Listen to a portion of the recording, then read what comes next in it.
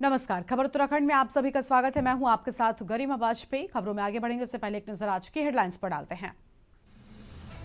अंकिता भंडारी के नाम पर होगा राजकीय नर्सिंग कॉलेज डोब। सीएम धामी के निर्देश पर जारी किया शासनादेश। अंकिता मामले में सीबीआई जांच के दिए संकेत।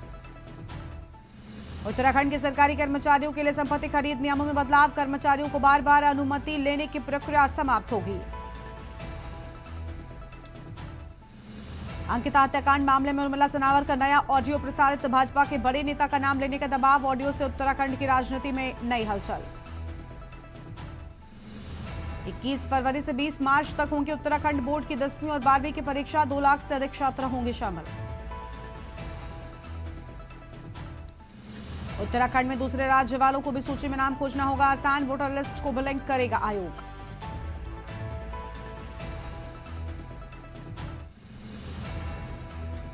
देहरादून हरिद्वार समेत कई जिलों में बारिश बर्फबारी के आसार। मैदान में छाया रहेगा कोहरा। मौसम विभाग ने जारी किया अलर्ट। आप देख रहे हैं के न्यूज, खबरों का सारथी।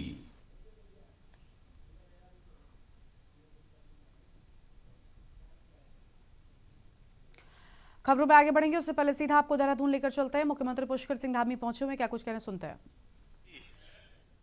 क्या बात है, आवाज। भारत माता की। अब मजा आया। उत्तरांचल प्रेस क्लब के शपथ ग्रहण के अवसर पर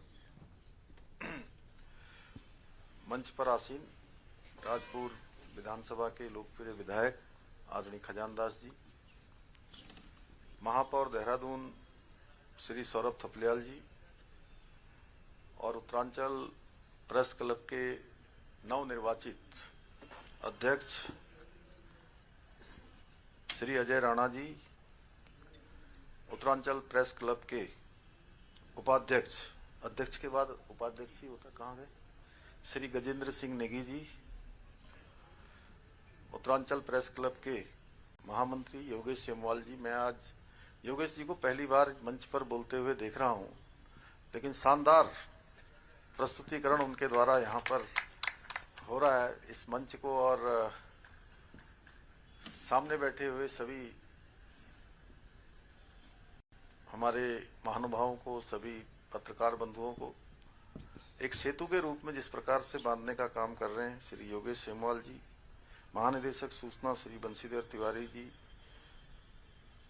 हमारे कई सारे क्षेत्रों में जिन्होंने काम किया है, शिक्षा के क्षेत्र में भी, पत्रकारिता के क्षेत्र में भी, और अभी उत्तराखंड सरकार में उच्च शिक्षा उन्नयन समिति में आप माननीय उपाध्यक्ष के नाते भी काम कर रहे हैं डॉक्टर रविंद्र भसीन जी, दैनिक जागरण के संपादक श्री मनोज झा जी, सभी हमारे वरिष्ठ धीरू भाई शर्मा जी, बर्थवाल जी, मेरे साथी सुभाष बर्थवाल जी, सती जी, कुलेरिया जी और रविंद्र जुगरान जी, नेगी जी, सब कोठियाल जी। मैं आप सब का नाम लूंगा तो मुझे लगता है कि बड़ा लंबा हो जाएगा, क्योंकि सभी लोगों से मेरा व्यक्तिगत भी काफी पहले से भी परिचय रहा है, एक एक व्यक्ति से बड़ा जुड़ाव रहा है, और उत्तरांचल प्रेस क्लब के हमारे सभी नवनिर्वाचित सभी पदाधिकारीगण, सभी सदस्यगण और आज इस कार्यक्रम में आए हुए सभी अतिथिगण,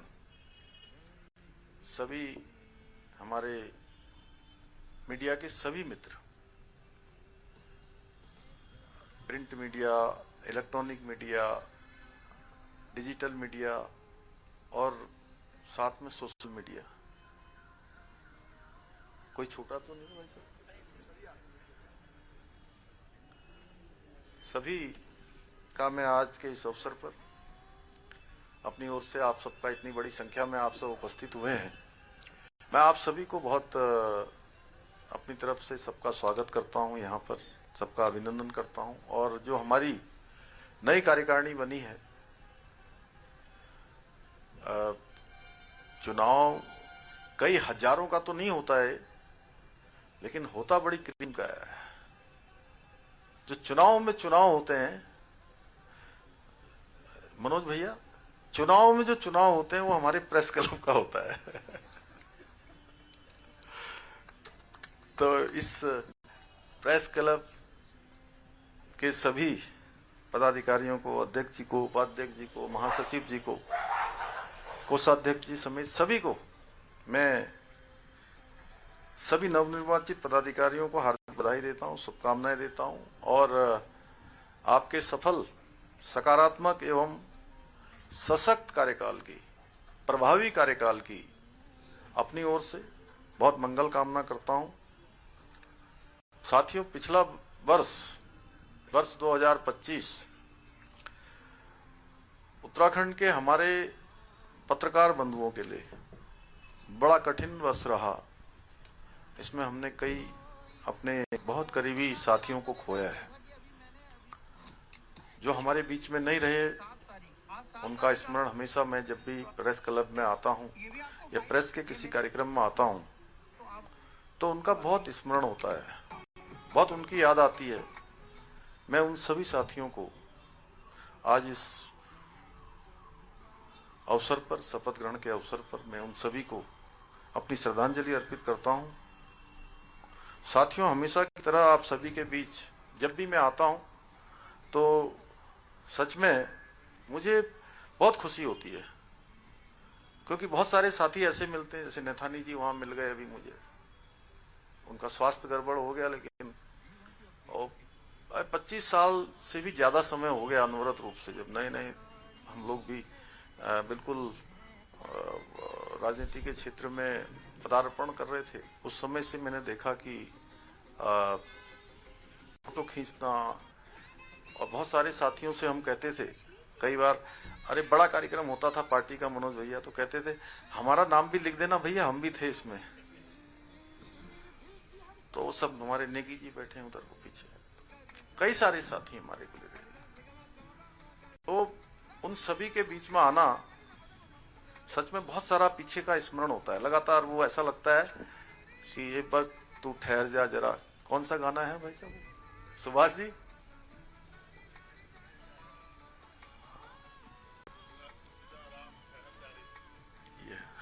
बहुत बढ़िया।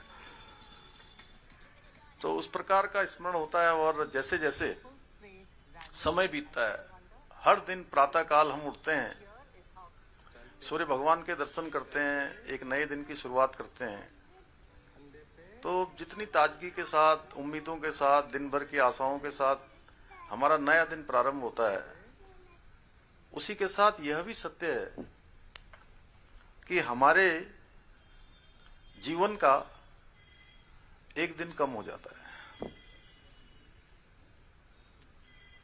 प्रारब्ध है जो इस जीवन में आया है, उस सबका समय निर्धारित होता है। अरे हमारे लखेड़ा जी भी बैठे हैं, मैंने इनको तो देखा ही नहीं। आपका कार्यकाल भी लंबा हो गया ना? बहुत सकारात्मक रूप से आप लोगों ने काम किया है, पूरी हमारे सचिवालय संघ की कार्यकारिणी ने भी। साथियों, इसलिए बहुत सारी बातें यहाँ पर स्मरण होती है, क्योंकि उत्तरांचल प्रेस क्लब केवल एक संस्था नहीं है कि जहां चुनाव होते हैं, पदाधिकारी बनते हैं और सामान्य कामकाज चलता है, बल्कि ये प्रदेश की हमारी ये लोकतांत्रिक चेतना और उसकी अभिव्यक्ति का भी एक सशक्त मंच है। मैं देखता हूं कि इससे पहले वाली कार्यकारिणी में भी, और अजय राणा जी तो शायद अब ये कौन सी बार हो गया आप अध्यक्ष? तीसरी बार। ये भी रिकॉर्ड आप ही के नाम है? ये भी पहली बार हुआ है। ठीक है। तो एक बड़ा सशक्त मंच है कि आप लोग अपनी बातों को हर प्लेटफॉर्म पर रखते हैं, हर जगह प्रेस से संबंधित, समाज से संबंधित कई सारे मुद्दों पर, कई सारी विषयों पर बात करते हैं। तोपवाल जी आप ही है ना? मैं पहचान पा रहा हूँ आपको। उत्तरांचल प्रेस क्लब ने सदैव अपनी गरिमा के साथ, निष्पक्षता और विश्वसनीयता को बनाते हुए जो पत्रकारिता के मानक हैं उन सभी का पालन किया है, उसको अपने कार्य व्यवहार में आगे बढ़ाने का काम किया है। और ये हम सभी के लिए एक ये प्रेरणा भी है और नए पदाधिकारियों के लिए भी एक काम करने का पाथेय भी है, मार्ग भी है कि उसी मार्ग पर हमारी ये कार्यकारिणी भी काम करेगी। साथियों, अगर पत्रकारिता को लोकतंत्र का चौथा स्तंभ कहा गया है तो यूं ही नहीं कहा गया है। यह वह शक्ति है जो सरकारों को भी जिम्मेदार बनाती है, उनका उत्तरदायित्व निर्धारित करती है, उत्तरदायी बनाती है और समाज को जागरूक करने का काम करती है और आम नागरिकों को उनके अधिकारों के प्रति सजग करने का काम करती है, जागृत करने का काम करती है। स्वतंत्र, जागरूक और जिम्मेदार पत्रकारिता सरकार और जनता के बीच एक मजबूत सेतु का काम करती है और समन्वय का काम करती है, उनको जोड़ने का भी काम करती है और संवाद स्थापित करने का एक माध्यम भी बनती है। साथियों, पत्रकार केवल समाचार का संकलन करना इतना भर वाला नहीं है, बल्कि समाज का वो दर्पण है जिसके साथ जन आकांक्षाएं भी जुड़ी हैं, उनकी आवाज है और एक व्यवस्था को दिशा देने वाला प्रहरी भी है। वो समाज की जागरूक आवाज है और समाज के बीच में, अपने लोगों के बीच में अपनों की आवाज कैसे पहुंचे, उसका एक बहुत बड़ा माध्यम हमारे पत्रकार साथी होते हैं। सरकार की जन कल्याणकारी योजनाओं को जनता तक पहुंचाना हो, जनता की समस्याओं को सरकार तक लाना हो, इन दोनों महत्वपूर्ण दायित्वों का निर्वहन आप जैसे हमारे सभी कर्तव्यनिष्ठ पत्रकार साथियों के मजबूत कंधों पर है। मुझे प्रसन्नता है कि आप सभी लोग अपनी इस जिम्मेदारी को पूरी निष्ठा के साथ, पूरे समर्पण के साथ, ईमानदारी और प्रतिबद्धता के साथ निभा रहे हैं। इसलिए मैं आज के अवसर पर केवल बधाई जीतने वालों को या चुने हुए लोगों को ही नहीं दे रहा हूं, मैं आप सभी लोगों को अपने हृदय से आप सबका अभिनंदन करता हूं। आप सभी को मैं बहुत बधाई देता हूं कि आप चाहे कोई भी स्थिति हो, परिस्थिति हो, लगातार अनवरत रूप से इस काम को आगे बढ़ाने का काम करते हैं। लेकिन आज के समय में कुछ चुनौतियां भी हमारे सामने हैं। जैसे डिजिटल युग में जब सोशल मीडिया के माध्यम से फेक न्यूज और भ्रामक सूचनाएं बहुत तेजी से फैल रही हैं, उसको मैं फैब्रिकेटेड भी बोलता हूं। कुछ लोग उठा भी लेंगे, अभी इसमें से रिकॉर्ड हो रहा होगा, जहां उनको उसको उपयोग करना होगा वहां कर लेंगे, जहां उनको अपनी टीआरपी बढ़ानी होगी, कुछ लोगों को दिखाना होगा, कुछ लोगों को खुश करना होगा, कुछ को नाराज करना होगा, अपने अपने हिसाब से उपयोग कर लेंगे। मैं बहुत ज्यादा उस पर ध्यान भी नहीं देता हूं, लेकिन मैं केवल आप लोगों के स्मरण के लिए बता रहा हूं, क्योंकि ये एक ऐसा स्थान है जहां पर इतने सारे लोग, और मैं कह सकता हूं कि पूरे पत्रकारों के प्रतिनिधि यहां पर हैं। सबसे उच्च फोरम हमारा यहां पर है, इसलिए मुझे लगता है कि मुझे जरूर ये बात कहनी चाहिए। ऐसे समय में आपकी जो भूमिका है वो बहुत महत्वपूर्ण हो जाती है, पहले से भी कहीं ज्यादा जिम्मेदारी आप सबकी बन जाती है। सही तथ्यों के साथ निष्पक्ष और जिम्मेदार रिपोर्टिंग ही समाज को भ्रम से बचा सकती है। आखिर लोगों का भरोसा भी कायम रहना चाहिए, यह भी हम सबकी जिम्मेदारी है। इतिहास साक्षी है कि उत्तराखंड के पत्रकारों ने हर चुनौतीपूर्ण परिस्थिति में संवेदनशीलता और साहस के साथ पत्रकारिता धर्म का निर्वहन किया। और मैं जब पत्रकारिता जगत में काम करते करते और बड़े उच्च स्थानों पर काम करते करते, जिन्होंने अपना संपूर्ण जीवन लगा दिया, और जब मैं उनको बहुत साधारण स्थिति में और परिस्थिति में देखता हूं तो सच में उनके प्रति मेरे मन में अगाध श्रद्धा हो जाती है। मैं किसी एक का नाम लूंगा तो बहुत सारे लोगों के साथ ये नाइंसाफी होगी, लेकिन मैं ऐसे लोगों से भी मिलता हूं। सच में उनको देखकर, उनके जीवन को देखकर मुझे ऐसा लगता है कि जीवन में अगर आप अच्छा काम करते हैं, जीवन में आप सच्चाई से काम करते हैं, ईमानदारी से काम करते हैं, तो लोगों के दिलों में आपकी जगह बनती है। आप भले ही उसके लिए आपको बहुत सैक्रिफाइस करना पड़ता है। मुझे अभी पिछले दिनों राम बहादुर राय जी से मेरी भेंट हुई। हालांकि मैं उनको बहुत पहले से जानता था, मैं विद्यार्थी था उस कारण से जानता था, लेकिन मेरे इस जिम्मेदारी में आने के बाद वो पहली बार मुझे भेंट हुई मेरी उनसे। तो काफी देर, 1 घंटा, लगभग सवा घंटा उनसे बहुत सारे विषयों पर चर्चा हुई।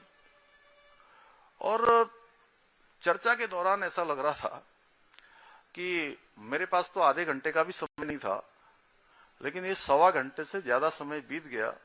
लेकिन मुझे ऐसा लग रहा था कि ये बोलते रहें और मैं इनको सुनता रहूं। तो आप सुन रहे थे उत्तराखंड के मुख्यमंत्री पुष्कर सिंह धामी को, जिनकी ओर से हम बातें कही गई हैं। एक छोटे से ब्रेक के लिए आप रुकते हैं, फौरन लौटेंगे।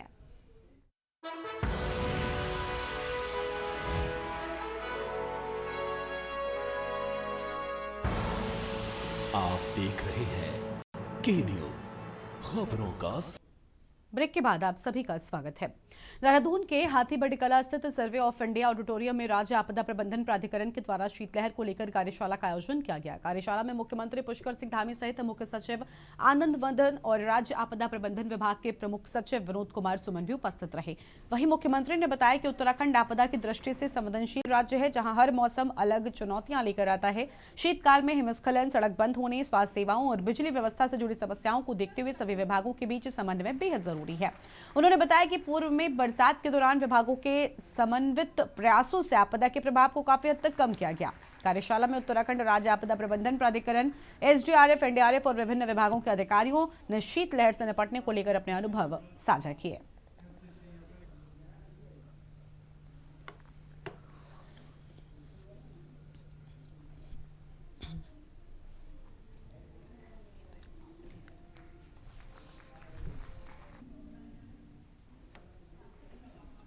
देखिए, हमारा जो राज्य है वो आपदा की दृष्टि से अत्यंत संवेदनशील हमारी भौगोलिक परिस्थितियां हैं यहाँ, और हर मौसम में हमें अलग अलग प्रकार की आपदाओं का, उनकी चुनौतियों का सामना करना पड़ता है। जैसे बरसात से पहले हम लोगों ने ऐसी कार्यशालाएं भी आयोजित की थी, अनेक तैयारियां की थी, और इस वर्ष हमको बड़ी आपदा का सामना करना पड़ा था।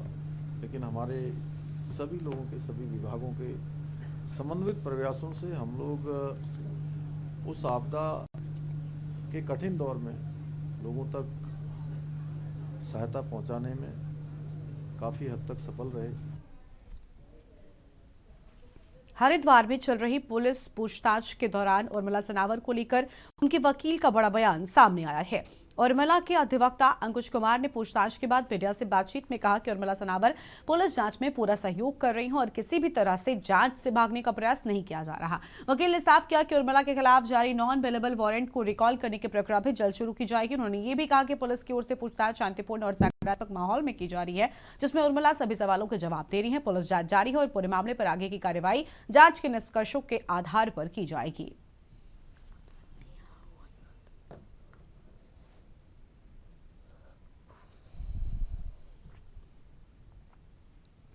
वालों के बारे में तो नहीं कुछ भी कहा जा सकता, लेकिन इन्वेस्टिगेशन अभी जारी है और स्टेटमेंट चल रहे हैं।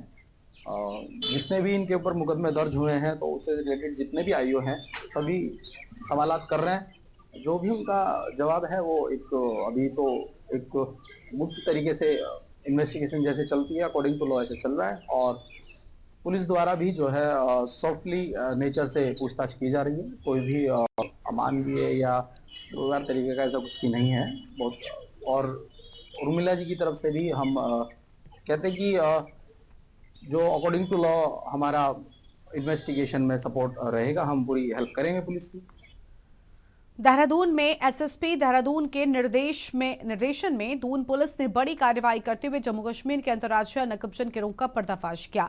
कोतवाली नगर क्षेत्र में हुई चोरी की घटना का खुलासा करते हुए पुलिस ने गैंगस्टर सहित 2 अभियुक्तों को गिरफ्तार कर उनके कब्जे से करीब 18 लाख रुपए मूल्य की चोरी की गई ज्वेलरी व औजार बरामद किए हैं। पुलिस के अनुसार अभियुक्त कारपेंटर का काम करते थे और काम के बहाने अलग अलग राज्यों में घूमकर बंद घरों की रेकी कर चोरी की घटनाओं को अंजाम देते थे।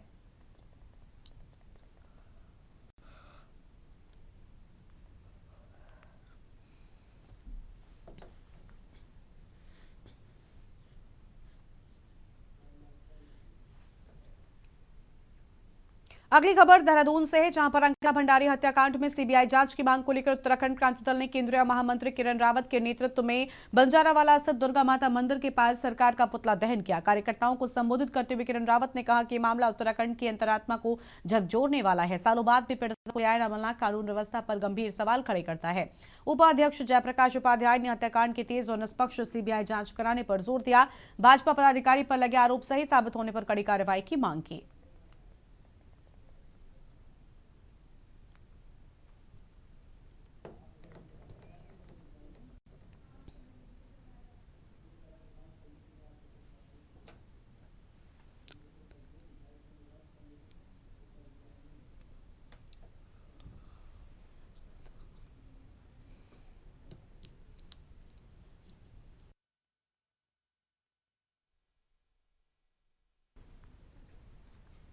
अभिनेत्री उर्मिला सनावर को आज देहरादून से पुलिस टीम हरिद्वार लेकर पहुंची, जहां गठित एसआईटी ने उनसे करीब 6 घंटे तक गहन पूछताछ की।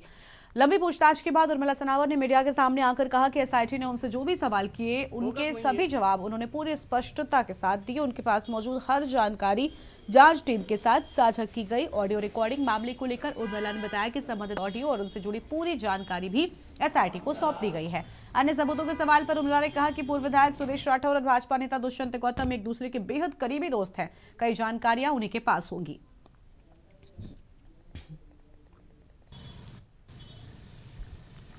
देखिए, जितनी भी समस्त जो भी पूछताछ की, जो एसआईटी से जो भी मेरे से क्वेश्चन पूछे हैं, मैंने पूरे हर तरह के मैंने सारे जवाब दिए हैं, ठीक है ना। और ये 6-7 घंटे मेरे ख्याल से एसआईटी जांच चली है और जो भी चीजें हमें पता थी सभी चीजों से रिलेटेड हमने पूरे सब जवाब दिए हैं, जो सब चीजें हैं। और हाँ, सब दिए, पूरी रिकॉर्डिंग भी बताई, टाइम भी बताया, हर चीज जो पूछा। इतने घंटे आप पता है कि बातचीत चली है। तो ऑडियो रिकॉर्डिंग के अलावा कोई अन्य सबूत आपके पास जो आपने एसआईटी को दिए? वो देखिए, बाकी सुरेश राठौर देगा, क्योंकि सुरेश राठौर और वो बहुत ज्यादा लंगोटिया यार थे, दुष्यंत कुमार गौतम, तो वो उन्हीं को पता है, उसी के विषय में वही।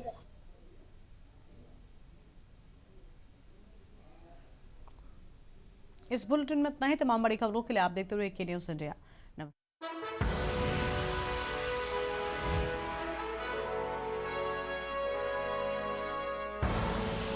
आप देख रहे हैं के न्यूज़, खबरों का सारथी।